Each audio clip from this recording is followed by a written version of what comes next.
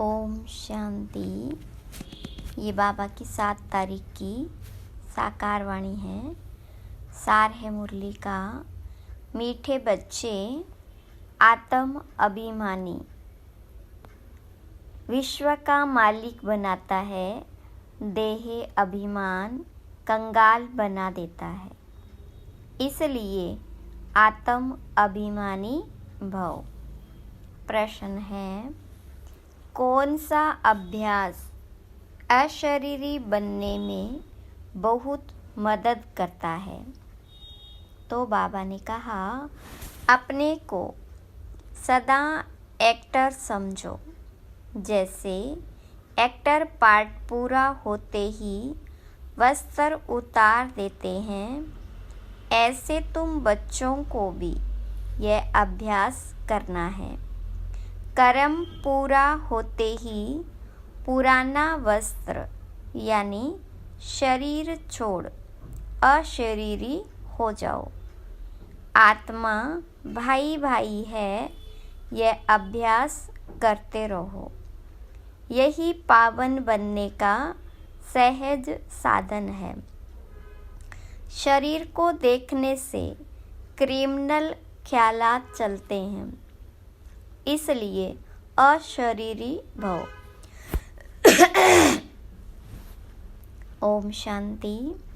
बाबा बैठ बच्चों को समझाते हैं, क्योंकि बहुत बेसमझ बन गए हैं।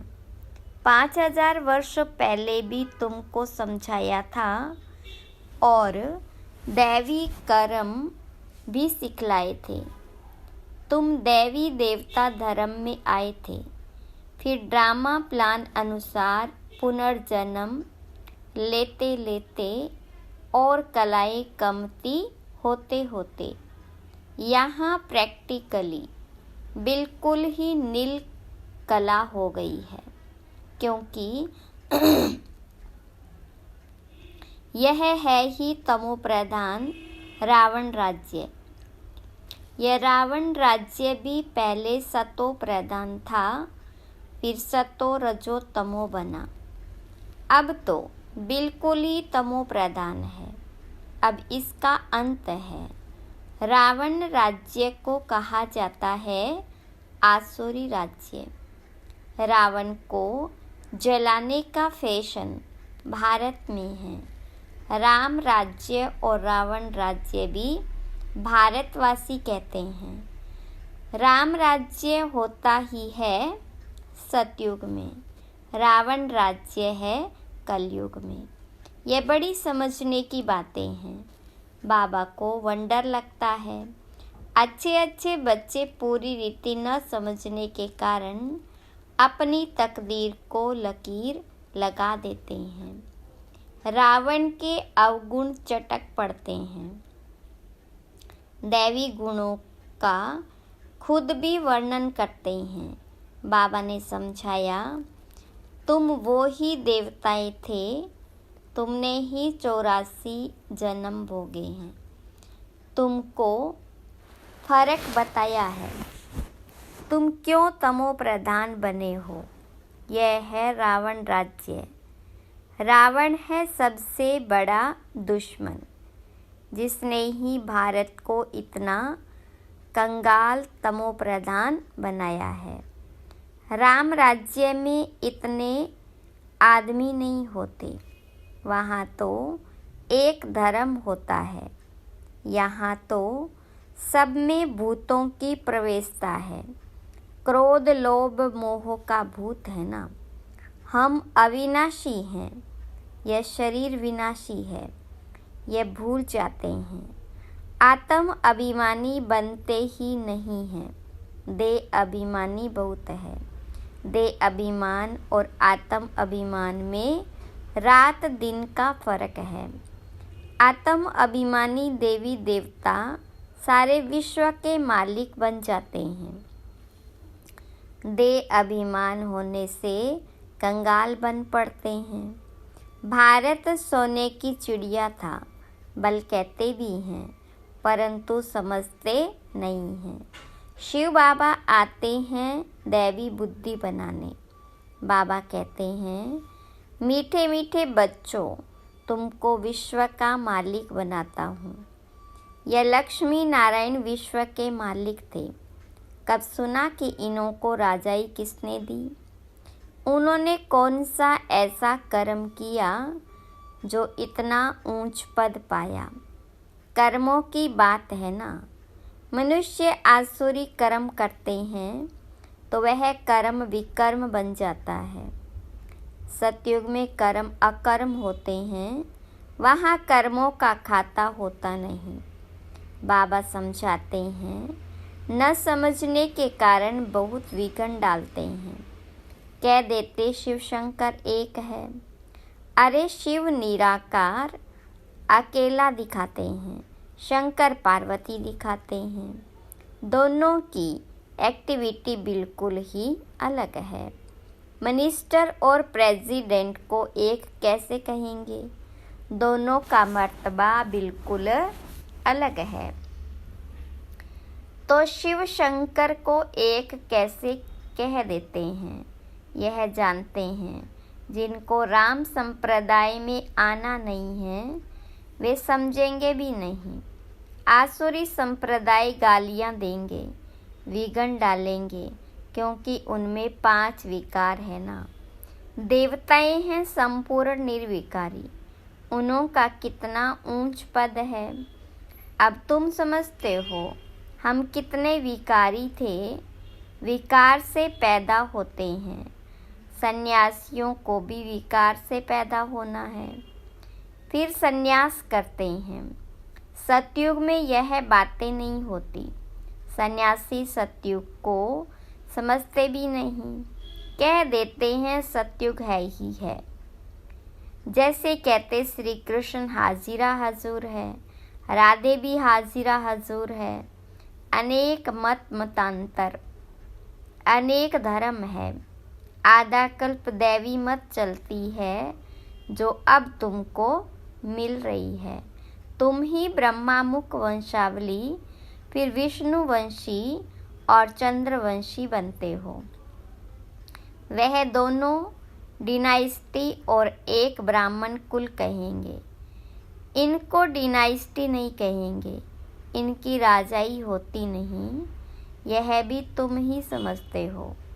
तुम्हारे में भी कोई कोई समझते हैं, कोई तो सुधरते ही नहीं। कोई न कोई भूत है, लोभ का भूत, क्रोध का भूत है ना। सतयुग में कोई भूत नहीं। सतयुग में होते हैं देवताएं जो बहुत सुखी होते हैं। भूत ही दुख देते हैं। काम का भूत आदि मध्य अंत दुख देता है।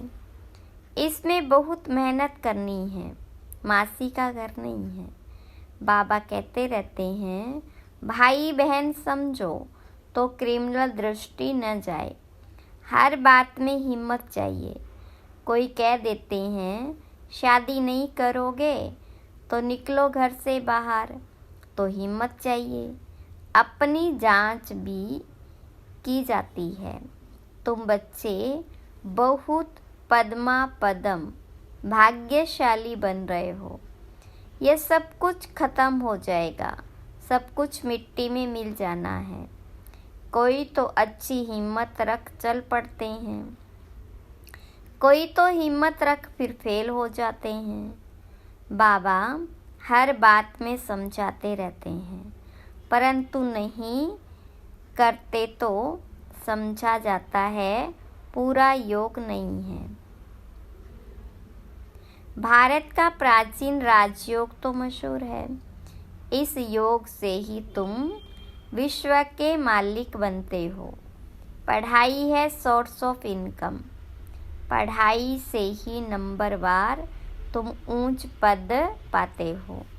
भाई बहन के संबंध में भी बुद्धि चलायमान होती है, इसलिए बाबा इसमें भी ऊंच ले जाते हैं कि अपने को आत्मा समझो, दूसरे को भी आत्मा भाई भाई समझो। हम सब भाई भाई हैं, तो दूसरी दृष्टि जाएगी नहीं। शरीर को देखने से क्रिमिनल ख्यालात आते हैं। बाबा कहते बच्चे अशरीरी भव, देही अभिमानी भव, अपने को आत्मा समझो। आत्मा अविनाशी है। शरीर से पार्ट बजाया फिर शरीर से अलग हो जाना चाहिए। वह एक्टर्स पार्ट पूरा कर कपड़ा बदली कर देते हैं। तुमको भी अब पुराना कपड़ा यानी शरीर उतार नया कपड़ा पहनना है। इस समय आत्मा भी सतो प्रधान, इस समय आत्मा भी तमो प्रधान, शरीर भी तमो प्रधान है। तमो प्रधान आत्मा मुक्ति में जा नहीं सकती। पवित्र हो तब जाए, अपवित्र आत्मा वापिस नहीं जा सकती। यह झूठ बोलते हैं कि फलाना ब्रह्म में लीन हुआ, एक भी जा नहीं सकते। वहाँ जैसे सिजरा बना हुआ है वैसे ही रहता है। यह तुम ब्राह्मण बच्चे जानते हो। गीता में ब्राह्मणों का नाम कुछ भी दिखाया नहीं है। यह तो समझाते हैं प्रजापिता ब्रह्मा के तन में प्रवेश करता हूँ तो जरूर एडॉप्शन चाहिए। वह ब्राह्मण है विकारी, तुम हो निर्विकारी। निर्विकारी बनने में बहुत सितम सहन करने पड़ते हैं। यह नाम रूप देखने से बहुतों को विकल्प आते हैं। भाई बहन के संबंध में भी गिर पड़ते हैं। लिखते हैं बाबा हम गिर पड़े, काला मुंह कर दिया। बाबा कहते वाह, हमने कहा भाई बहन होकर रहो, तुमने फिर यह खराब काम किया। उसकी फिर बड़ी कड़ी सज़ा मिल जाती है। वैसे कोई किसको खराब करते हैं तो उनको जेल में डाला जाता है। भारत कितना पवित्र था जो मैंने स्थापन किया, उनका नाम ही है शिवालय। यह ज्ञान भी कोई में नहीं, बाकी शास्त्र आदि जो है वह सब भक्ति मार्ग के कर्म कांड है। सतयुग में सब सद्गति में है, इसलिए वहाँ कोई पुरुषार्थ नहीं करते। यहाँ सब गति सद्गति के लिए पुरुषार्थ करते हैं, क्योंकि दुर्गति में है। गंगा स्नान करने जाते हैं तो गंगा का पानी सद्गति देगा क्या? वह पावन बनाएगा क्या? कुछ भी जानते नहीं। तुम्हारे में भी नंबरवार है। कोई तो खुद नहीं समझते तो दूसरों को क्या समझाएंगे। इसलिए बाबा भेजता नहीं, गाते रहते हैं बाबा आप आएंगे तो आपकी श्रीमत पर चलकर देवता बनेंगे। देवता ही रहते हैं सतयुग और त्रेता में। यहाँ तो सबसे जास्ती काम विकार में फंसे हुए हैं। काम विकार बिगड़ रह नहीं सकते। यह विकार है जैसे माई बाप का वर्षा। यहाँ तुमको मिलता है राम का वर्षा, पवित्रता का वर्षा मिलता है। वहाँ विकार की बात नहीं होती। भक्त लोग कहते हैं श्री कृष्ण भगवान है, तुम उनको 84 जन्मों में दिखाते हो।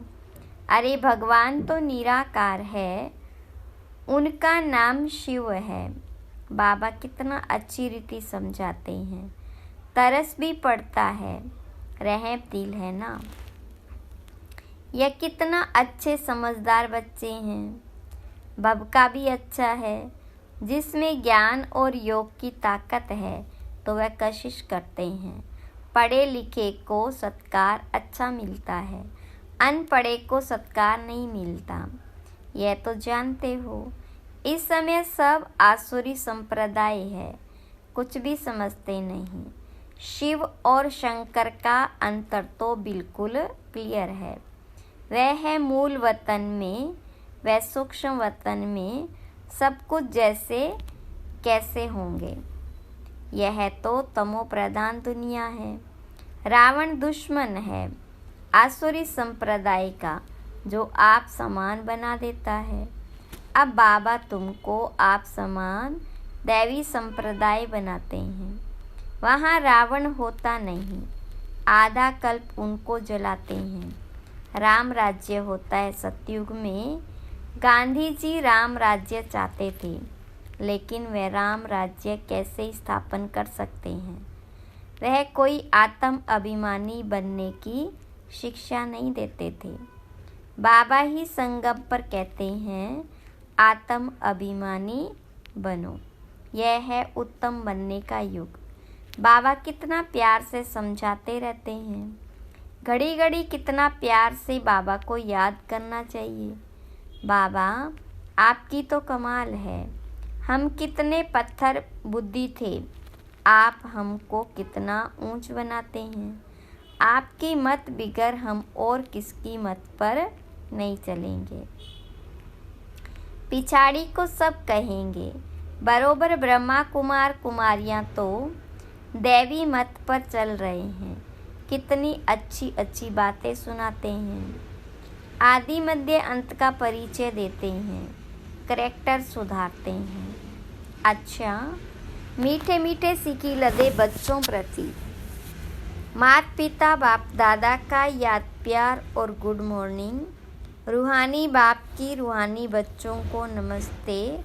रूहानी बच्चों की रूहानी बाप दादा को याद प्यार और गुड मॉर्निंग, नमस्ते। धारणा के लिए मुख्य सार। पहली पॉइंट, दृष्टि को शुद्ध पवित्र बनाने के लिए किसी के भी नाम रूप को न देख अशरीरी बनने का अभ्यास करना है। स्वयं को आत्मा समझ आत्मा भाई से बात करनी है। दूसरी पॉइंट, सर्व का सत्कार प्राप्त करने के लिए ज्ञान योग की ताकत धारण करनी है। दैवी गुणों से संपन्न बनना है। करैक्टर सुधारने की सेवा करनी है। वरदान, बीमारी कॉन्सेंस के बजाय खुशी खुशी से हिसाब किताब चुकतू करने वाले सोल कॉन्सेंस भव। विस्तार, तन तो सबके पुराने है ही। हर एक को कोई न कोई छोटी बड़ी बीमारी है, लेकिन तन का प्रभाव अगर मन पर आ गया तो डबल बीमार हो, बीमारी कॉन्सेंस हो जाएंगे। इसलिए मन में कभी भी बीमारी का संकल्प नहीं आना चाहिए, तब कहेंगे सोल कॉन्सेंस। बीमारी से कभी घबराओ नहीं, थोड़ा सा दवाई रूपी फ्रूट खाकर उसे विदाई दे दो। खुशी खुशी से हिसाब किताब चुकतू करो। स्लोगन, हर गुण हर शक्ति का अनुभव करना, अर्थात अनुभवी मूर्त बनना। ओम शांति।